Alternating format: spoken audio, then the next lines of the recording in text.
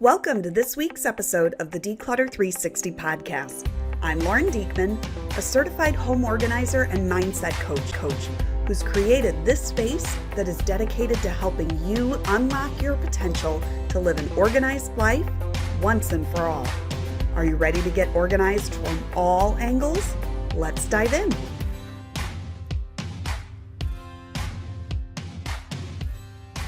Hey there, my friend. Thank you so much for joining me for another episode of the podcast. If you listened in last week, you know we are talking about meal planning and how to really, oh my goodness, maximize your results so that it becomes more than just having a plan, right? When you are meal planning well, we talked about the many benefits in last week's episode. So if you did miss it, go back and check that out because it's definitely worth a listen. And this week and in, the next week or so, we're going to continue to expand on some of those benefits to help explain not just the why, but the how. So you can start to put these things into practice for yourself and watch the stress and frustration kind of melt away as you put each piece into place, right? I'm a huge proponent for taking things in bite-sized chunks, those manageable pieces, because that I think is the most efficient way to making change. A lot of times we think that efficiency is all about doing it fast, but really efficiency is about doing it well so that you do it once and it sticks, right? It becomes a habit. It becomes a routine. And I don't know about you, but I truly do thrive when I am putting habits and routines into place, into practice, sticking with them, right? Sometimes that takes a little bit of motivational self-talk to get yourself to stick with a routine, right? But knowing that goal is not just for you to feel peace in the current moment, but it's for you to feel peace in the future too, right? You're setting yourself up for success. You're treating the future version of yourself gently, kindly, and that future version of yourself is going to thank past version of yourself. Don't make future version of yourself mad at past version of yourself. Is that weird to think about projecting yourself into the future? But really, think about it like that. Put yourself 24 hours or even a week into the future. Do you want to be mad at yourself for taking that time to sit and scroll social media rather than to sit and do 10 or 15 minutes of prep that's going to help set you up for more calm days in the future? Trust me, it's worth it. Okay, so today I want to talk a little bit about grocery shopping. Yes, grocery shopping, my friend, because I think this is kind of the starting point where so many of us, I don't want to say go wrong, but get off track when it comes to meal planning, because we go to the grocery store without a plan. And when that happens, when you go to the grocery store without a plan, or even just kind of a general, maybe wishy-washy sort of plan, you're setting yourself up for a mess rather than setting yourself up for success. Don't set yourself up for the mess. Take a few minutes and get a plan together so that you're setting yourself up for success. Now, what does setting yourself up for success look like in terms of grocery shopping? Not only does setting yourself up for success at the grocery store help you to save time, right? When you have an organized list, when you know for a period of time what foods you're going to need.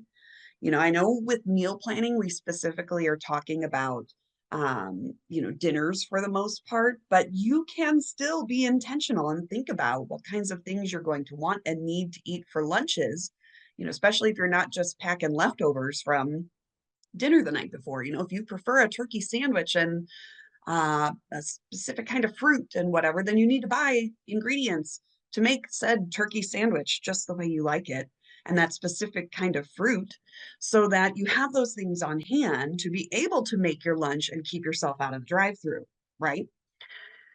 You got to think through what kinds of things you're going to want to eat for breakfast and what do I already have at the house? What do I need more of? All of those different things. So it's going to save you time even though you have to stop and take the time to think those things through, to create a list, to get up and walk to the pantry, to get up and walk to the refrigerator and check what you actually already have. I don't know about you, but that's the hardest part for me. I sit down to meal plan and I don't want to get up. So sometimes I will sit there meal planning and wait. I will wait for my husband to walk by, or I will wait for one of my boys to walk by. I'll say, hey, can you open the pantry over there and tell me if I have cinnamon? Or how much cinnamon is the bottom of there? Are there chicken breasts in the freezer? Can you peek real quick? How low are we on milk? Right? Because I don't want to get up. And I'm trying to get better about that. And a lot of times when I'm meal planning when they're not around, which is rare because I do like to get their input. We talked about that last week some too. But I need to motivate myself. Some of that motivational self-talk I was mentioning earlier to get up off my hind end and go check out what's in the pantry, what's in the refrigerator, and see what kinds of things I need. So I can save myself time in the long run because not only do I know exactly where I need to be going in the grocery store, right? We all have a favorite grocery store, and it may not be because it has the best prices or has the best produce, or maybe it is because of those things, but it's because we are the most familiar with its layout, right? I can go to my favorite local grocery store, but if I go to one in the next municipality over, it might not be laid out exactly the way mine is, and I get frustrated. It's not just about the name of the store, it's about the location, right? I want convenience. I want to know where to find that one ingredient that's kind of tricky to locate on the shelves. Anyway, so it saves you time in that, but it also saves you time in the sense that when you go to the grocery store with a plan, you are so much more likely to purchase everything that you need to help you avoid future trips to the grocery store that week. How many times have you gone to the grocery store and then the next day you've realized, oh, I want to make this, and you don't have everything you need? So you have to go back to the grocery store. And then 2 days later, you realize, I want to make this, but I don't have everything I need. So you have to go back to the grocery store. Oh my gosh, how much time are you wasting making multiple trips to the grocery store each week? Think about it. How frustrating is that? We live busy lives these days. I don't know about you. I don't have time to go to the grocery store 2, 3, 4 times a week. I have time to go to the grocery store once a week. And even then, a lot of times I choose to do it as a grocery pickup because I don't have time or I don't want to choose to spend my time grocery shopping. I would rather sit on my couch in my jammies the night before, putting in my grocery order so I can drive up, let that store know that I'm there and somebody has already done the shopping for me and will bring it out and put it in my trunk. That, my friends, is how I typically choose to grocery shop. That's a huge time saver. If you have that option at your disposal and you aren't using it, I highly suggest looking into it because it's a massive time saver. You know what else is amazing about going in with a plan or about using those drive up services is that you're going to save yourself money. I guarantee it. I don't know about you again, but if I am in the store, I am so much more likely to impulse buy some things, treats, goodies, especially if I'm hungry. Oh my gosh, I try really hard not to go to the grocery store when I'm hungry because all of the junk will end up in that cart because everything sounds good, right? Rather than if I go to the grocery store with a full belly, I have a lot easier time sticking to my list. Are you the same way? So it's going to save you money to do this planning because you can help do that motivational self-talk again to stick to the list. And when you know what you need to buy, that even just in and of itself cuts down on the impulse buys because you're not standing there in the store thinking, uh, do I have enough spaghetti or do I need to buy another box? Do I have enough sauce or do I need another jar or three? You know, we'll talk about that more even when we talk next week about pantries and refrigerators, but it's going to save you money. So we're up to saving time. We're up to saving money, right? And if you are looking to get healthier this year, I promise it's going to help save you in your health goals. Whatever your health goal may be, whether it's to eat more fruit, eat more vegetables, get some of those things that grow from the earth into your body. If you want to eat more lean protein, when you have a plan to do so, it's going to help support your plan to think through your meal planning, to take the time to grocery shop in a smart way, in a planned out, intentional way. Okay. Lastly, I want to talk to you just for a second today about recipe organization. Do you have a way that you save and utilize recipes? Are you a digital person? Do you have a Pinterest board or do you save recipes in your Google Drive? Are you a paper person, a physical person? Do you like cookbooks? And if so, are you hoarding cookbooks? Do you have hundreds of cookbooks that you may never be using, or you may just be using one favorite recipe out of that cookbook? Maybe you can look at ways to minimize that. For myself personally, I used to be a cookbook fanatic. I loved cookbooks. I liked to display them. Cookbooks are so beautiful. It's so fun to flip through their pages. But I've gotten rid of most of my cookbooks, with the exception of just a few and one series. If you know me well, you know I am a massive fan of Ree Drummond, the Pioneer Woman. I have all of her cookbooks. Every time she announces a new cookbook, I pre-order it immediately. I've been to Pawhuska twice to go and see the lodge where she films her show, to shop at the Mercantile, to eat at her restaurants. I know that when I find or I try a Ree Drummond recipe, that it's going to be good. If I follow that recipe, it's going to be delicious. She has yet to let me down.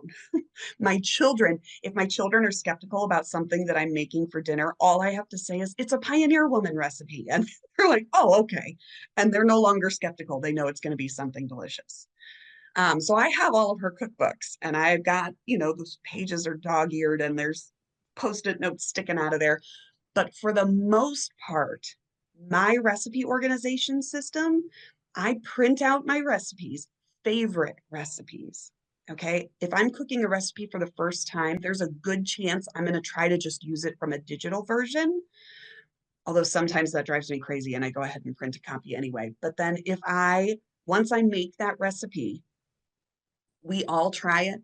We see what we think. If it's a keeper, I put it in a page protector and it goes in my organized recipe binders. Okay. I have one for like pork, chicken, beef, and seafood. I have one for pastas and soups. I have one for salads and sides. And I organize my recipes in that way. And I go and grab a couple of my recipe binders every time I'm meal planning and I just flip through our favorites to get inspiration. That helps save me time rather than just starting from scratch and having to think off the top of my head. But you can do the same thing with a Pinterest board. Keep a Pinterest board or, some kind of digital save it, a note in your phone even of favorite meal ideas that help streamline this process and help you save time and frustration in deciding what it is that you're going to have for dinner so you can set yourself up for success with a meal plan that's going to work for you, save you time, save you money, and ultimately save you stress and frustration. Again, my folks, this is how you get organized from all angles. So come on back next week.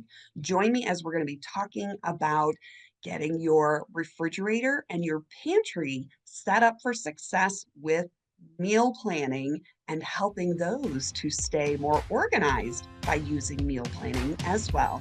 See you next week. Thank you for tuning into the Declutter 360 podcast today.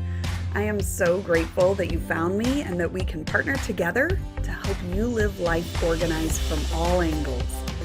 Whether this was your first time listening or you've heard every episode, you'll want to join my email list so you don't miss a bit of the inspiration and motivation to help you stay the course in living organized. Check the show notes for the link to join, okay? And hey, if you found this episode to be particularly helpful or inspiring, I would be so honored for you to share it on socials so we can grow the impact of these messages together. Oh, thank you so much. All right, my friend, that's all for now. Tune in next week for more on the Declutter 360 podcast.